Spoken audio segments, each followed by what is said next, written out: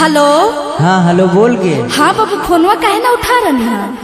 अगे तू पगला उगला के निकी गे की? देवघर हम लिए घर में गांजा पी के तू मातली हाँ नहीं तोरा समझ में आ रहा कि पैदल चल रही है मियाज उज थकल होते बार बार फोनमा तू काहे ला कर रही? अरे हमरा ध्यान लगल ही पता न कहाँ पहुँचनी है। तले हले सुन लेकिन बार बार फोन नहीं करिए ठीक।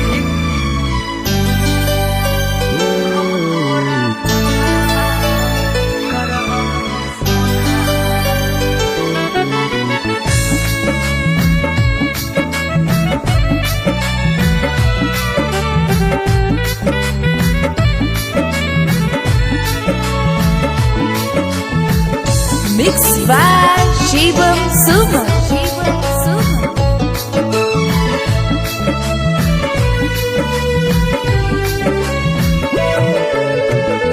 हो गलिया पार बात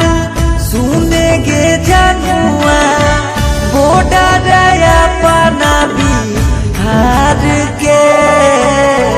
हो गलिया पार बात सुने गे जनुआ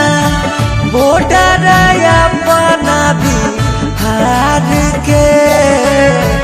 हम तोरा फोनमा करबोगे सोनामा बाबा पर जलावायब ढारा के हे गे हम तोरा फोनमा करबोगे सोनामा बाबा पर जलावायब ढारा के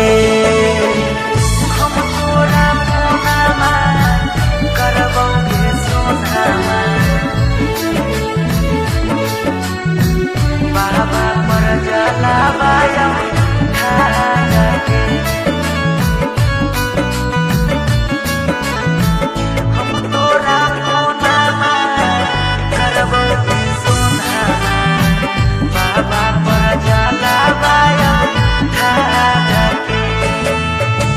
मनमा में लेके अइयो हम एगो चाहगे बाबा से मांगबो करेले तोर से बियागे बाबा से मांगबो करेले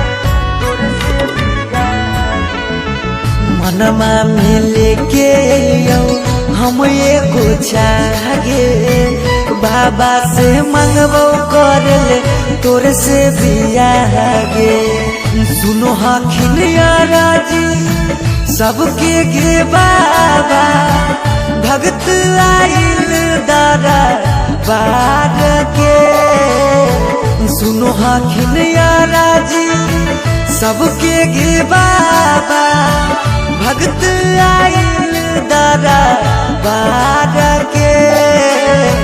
हम तोरा फोनमा करबोगे सोनामा बाबा पर जलावायब ढारा के हे गे हम तोरा फोनमा करबोगे सोनामा बाबा पर जलावायब ढारा के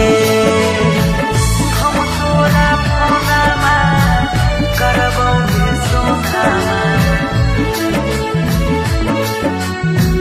बाबा पर जलावायब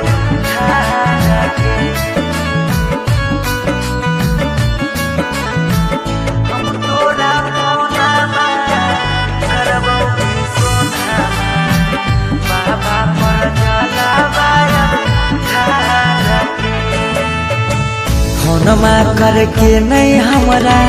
कर परेशान गे हमरा ता लागल है कौ बाबा पर ध्यान गे हमरा ता लागल है कौ बाबा पर ध्यान गे फोनमा करके नहीं हमरा कर परेशान गे हमरा ता लागल है कौ